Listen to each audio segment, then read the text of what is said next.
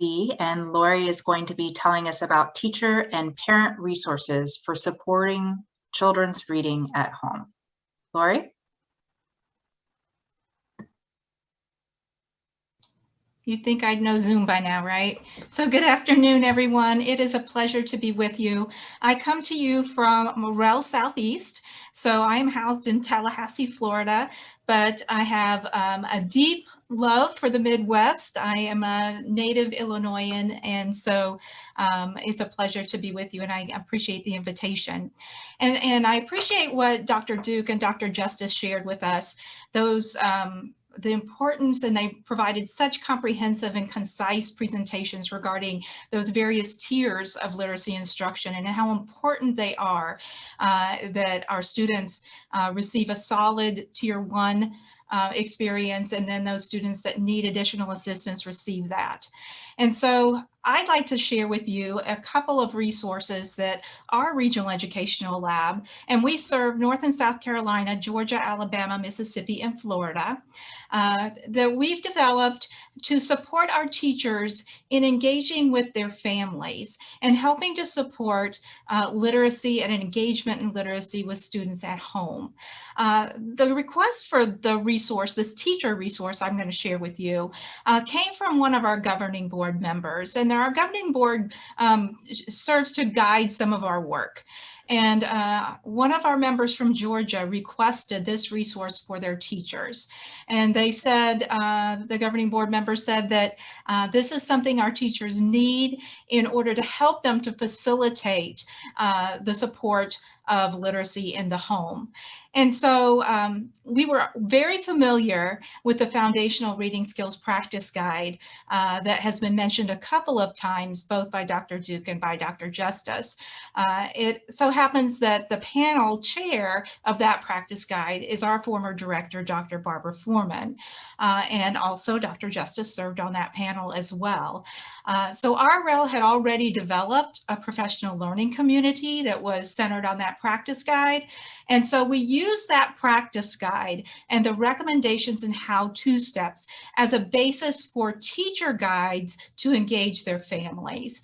And so we're in the midst of 3rd grade. What we've done is created a teacher guide for each grade level, kindergarten through 3rd grade. Specific to that grade level, and addressing all of the recommendations and how-to steps in the practice guide. And the practice guide does have recommendations that span the grade levels, and also recommendations that are only pertinent at certain grade levels. And so each one of those guides contains the recommendations and the how-to steps for our teachers then to engage with parents in regard to their literacy support at home. Okay. All right, so let me just share a little bit about this teacher resource. And the teacher resource, again, was based on the practice guide that is related to foundational reading skills. And you see on your screen some of the components of the teacher guides, and also just a representative page out of one of them. So you see that there's an overview of the practice guide recommendations, there's a glossary, and a number of other resources for our teachers. So for instance, in the kindergarten teacher's guide, there would first of all be a recommendation reminder. And that's after some introductory information regarding how to use the guide and how it was developed and a little bit about the practice guide. And so then each recommendation and how-to step is actually represented in 3 sections. So there's a recommendation reminder, and that basically states the recommendation and the how-to steps. And then there's an overview provided for the teacher, which is written in very professional language. It talks about things like dialogic reading. There's also a glossary with that recommendation reminder that reminds teachers of some of those terms that they may or may not be familiar with. So all of that is available for the teacher as a resource. And then following that, there's a teacher's scaffold. And a page of the teacher scaffold is what you see on your screen. And so the teacher scaffold actually has language that the teacher can draw from to have a conversation with the families of their students. And so you see that the language is family friendly, and it's certainly not meant to be read verbatim, although that could be done, but it's there as a resource for the teacher to engage with their families. And this could be done at a literacy night, at an open house, during a parent-teacher conference, a variety of ways that teachers could engage with families. You see the preparation box that's there. And the preparation box just shares with the teacher what kinds of resources from the teacher guide that they need to have available to them as they work with their families. And so there are references to videos, and we have a wide variety of videos that have been filmed. And I was just so pleased with our videos because they're very authentic.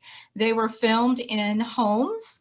Occasionally you might see a cat that wanders through a living room.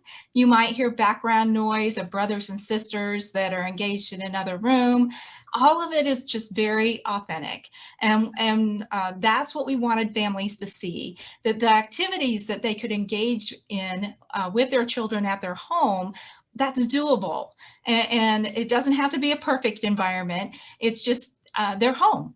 And so the videos are there to support the activities that would be presented to families, and then anything that would need to be printed. So the family activities, which are contained in the next section, are activities that are pretty much self-contained. And so those activities can be used by families without any cost to them at all. And teachers would just print those activities out and share them with families, explain to them. There are instructions in the teacher's guide that explain exactly how to share those with families and what families would need to do. And so those family activities are there, and like I said, they're pretty much self-contained. And so there might be things to print, but other than that, they really don't need anything to conduct those activities. So again, we have those teacher guides available for grades kindergarten through third grade teachers. The grades K2 have been released, and hopefully you'll have in the chat, they'll place those links. Everything is free of charge, so our teacher guides are absolutely free. You can go to the links where they're located and just download them. The third grade guide is coming, and so that should be available very soon. So that's the resource for our teachers. And then in the advent of our pandemic, this resource came to be. And this is a resource that is targeted directly to our families. And what we have done, and actually this seed was planted even before March 2020, and it was actually done by our colleagues here at REL Midwest, who said, why don't you guys just pull out the activities for families and somehow market them directly to those families? And so as March 2020 came upon us, and it became very clear that parents were going to spend a lot of time in their homes with their children and have less time at their local school or engaging with the teachers of their children, we decided that perhaps we could create a website. And what we would do would be basically pull out all of those wonderful activities that were included in the teacher guides. And here you see basically what that website looks like. This is still, again, based on that practice guide we talked about, but you'll see the recommendation is written in much more family-friendly kinds of terms, so in lay language. The website is free, again, to everyone.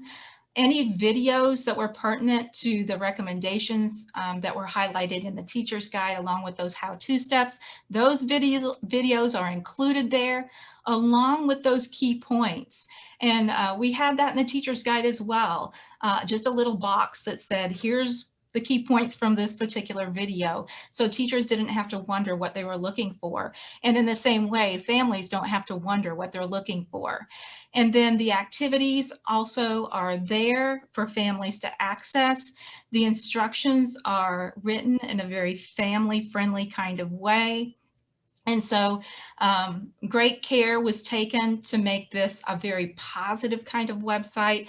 Included throughout is language indicating to our parents that this needs to be a positive experience between them and their children, that if their children are becoming frustrated, that they should feel free to stop that particular activity.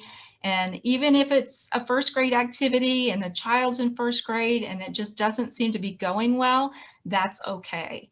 And so we encourage them to back up where they need to and to move forward where they need to as well. But in these particular times where we know that there's just so much stress and there's been so much adjustment that has been needed to be made, we wanted to make sure that this resource was something that was very family friendly to our parents and our caregivers out there. I just looked up the numbers to see the success kind of our website. And I can tell you that over 7,100 people, we've had over 7,100 unique views of the website. And we've had over 71,000 downloads from this website. And so we're really excited about it. We're grateful that we could create this website and these resources in such a short amount of time. Again, we started when spring was coming to be last year. It was complete and up by June. And so we are grateful that we could not only provide some resources for our teachers to engage with their families, but also resources that parents could directly use with their children. And so if you have questions or need more information, my contact information is there, and I'd love to hear from you.